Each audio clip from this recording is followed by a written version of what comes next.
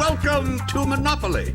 It's probably safe to assume that everyone's played Monopoly before, at least one of the versions, since there seems to be thousands of offshoots of the original game. But if for some reason you've never played Monopoly before, the game involves you traveling around a board, landing on properties, and trying to control the colored space neighborhoods, and try to get a monopoly in the area, while at the same time trying to bankrupt the other characters. I'm sure everyone has their own way of playing Monopoly. It's truly one of those games where the rules can be tweaked around a lot, and still keep the spirit of the game alive. For example, when we play Monopoly in our family, we allow you to put up houses and hotels without a monopoly. It only makes sense. Why do you need to buy up all the properties in the area just to build on it? What kind of insane logic is that? And luckily they allow you to tweak with the rules a lot in this game. They have many options to change the game in your preferred way, so you can make it look and feel like your family's game.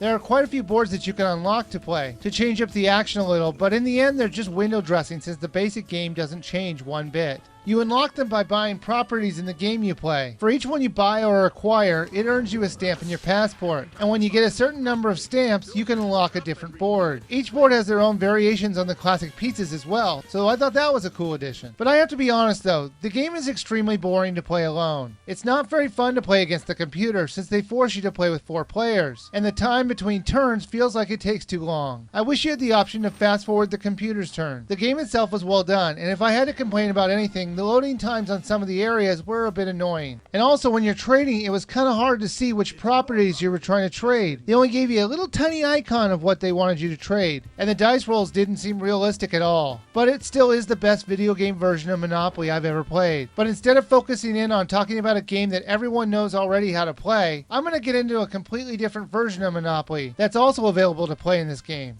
Riches Mode. It uses the same board, but it's played in a completely different way. The game's a little bit confusing to understand how to play. It took me quite a few turns to understand what was going on, so I'm going to try and explain this the best I can. The game is set up for so many turns. I played the beginner's mode, which is 6 turns, but you can go up to 12. The advantage of playing with more turns is that you get to play with more of the board spaces. They roll 4 dice and then a minigame happens, and this pattern is repeated with each round. The orders of the winner of that minigame decides which dice they want to play with. In the very first round, you'll want the higher number, since you'll get the most cards. But after the first or maybe the second round, you'll want to pick the lowest number, since at that point most of the properties will be taken, you'll have to end up paying rent. After you choose what number you want, the computer will randomly give you property cards that you'll use like cash. So if somebody in the future gets the same card, they'll have to pay you 1 property in rent money. Confused yet? It gets even more confusing. When you're dealt the community chest card, it lets the poorest player take 3 properties from one of the players. And chance cards give you the ability to put houses on your properties. For every Monopoly house or hotel you get, the number of properties you can take from the other players increases. Monopolies will come and go a lot through this game, and the goal is to earn the most money in the game by the final round. There are a couple problems with the game though. First, the mini games were dumb. They usually involve you putting something in somewhere, or racing something. They used the motion controls for everything, and it mostly worked, but I had some issues with it reading my actions in some of the mini games. But with a little finesse, I worked around it. And second, there's just too much luck involved with this game to make it enjoyable for me. The game itself would have been greatly improved with a little online play for either version of the game. Unfortunately, there isn't even a hint of online multiplayer options, which is unexcusable for this type of game in this day and age. The game is currently $40, and while the game looks nice, I don't think it's worth it. Maybe if the game was $20, it might be worth a buy. But with that said, this is a solid and true version of the game of Monopoly, and I do think the game is worth a rent.